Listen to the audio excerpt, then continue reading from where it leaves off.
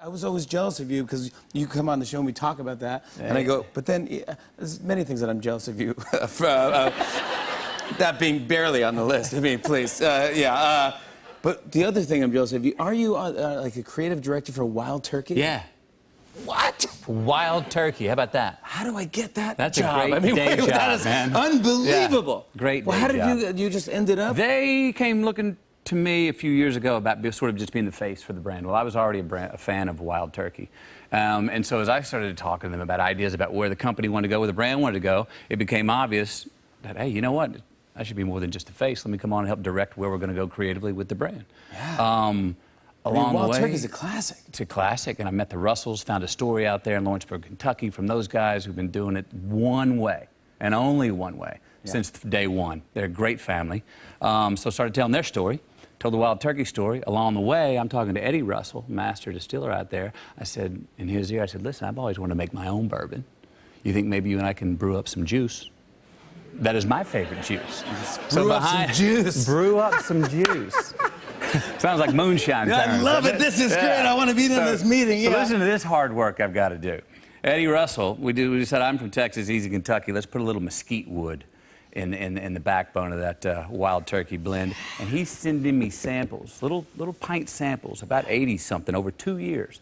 And my job, my sweat equity here, is to taste those. And then write down a note or call him and leave a note at 3 a.m. or draw some picture of how it felt, the journey it took through the palate. Anyway, on my birthday of a couple years ago, I was with my wife, and we were down to like the 88th bottle. And I had it, and it was it. I said, that's it. Didn't tell my wife which one I liked. She had a sip of the 4. She goes, oh, that's it. I called him. I remember it was 2:30. Eddie likes to remind me, no, it was 4:30 in the morning that I called him. But I said, this is it. I don't even need a rock on it. I don't need to mix it with anything. This is my favorite tasting bourbon on the planet. And that's Wild Turkey Long Branch. Long Branch. Yeah. And that's it. And you got a little mesquite, a little smoky flavor to it. Yes, sir. Gosh, we're all doing it wrong. I mean, dude, that is fantastic. It's a hell of a hobby. I love that. And is that out? It is out. Yep. And more's coming out this September. Going to be wide. It's been a great introduction. And what do you taste it? It speaks for itself. Yeah. All right. I'll do it. Next time you come on, we'll have a little song. I have to bring up your mom. Yes. Because I do love her. K-Mac.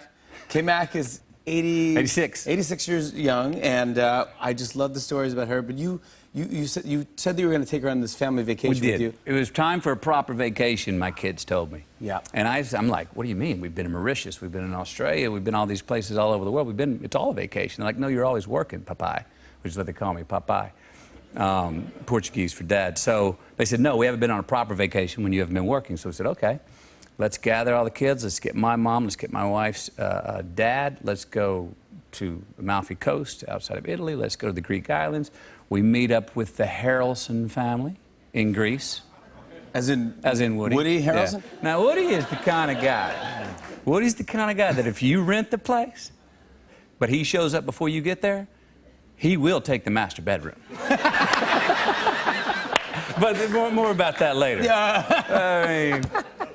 I mean, let me just say this about Woody. Even if the plan on the night is you're going to the Oscars, it's probably a good idea to take your swimsuit. All right? But more on that later. Let me get back to Mom.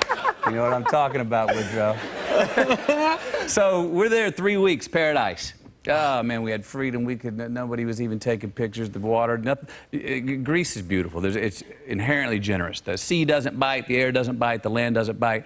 People love family. If you take the eldest female, which was my mother, is always the queen in any situation. We've had a great 3 weeks. We've had such a good 3 weeks that we decide when it's time to go, man, let's push this and do this another week. Everybody unanimously says yes. So we're going to cancel those cabs to the airport that afternoon. Except my mother, who's all packed up, ready to go. Her suitcases are there. We're going, Mom, we got an idea. Everyone says we'd like to stay another week in paradise. She's like, well, no. No, I don't think that's a good idea. My mind was prepared that we leave today, and I'm ready to go. We're like, Mom, hang on a minute, Mom. Everyone, we got another week. Yeah. We thought you'd say thank you. She's all of a sudden, she's like, I have to get back to my Pilates class on Tuesday. And I need to go to my salon to get my nails done. And just as I'm saying this, my wife very smartly goes, "Hey, K-Mac," which is what they call her. "You know what? I know a great nail salon in town here. Let's go get her nails done, and we'll do Pilates on the beach later on." And all of a sudden, my mom's like, "I'll unpack right now. I'd love to stay another week." She just needed a little TLC. That's Just needed a little TLC. On and on and on. I said, and it's on and on and on.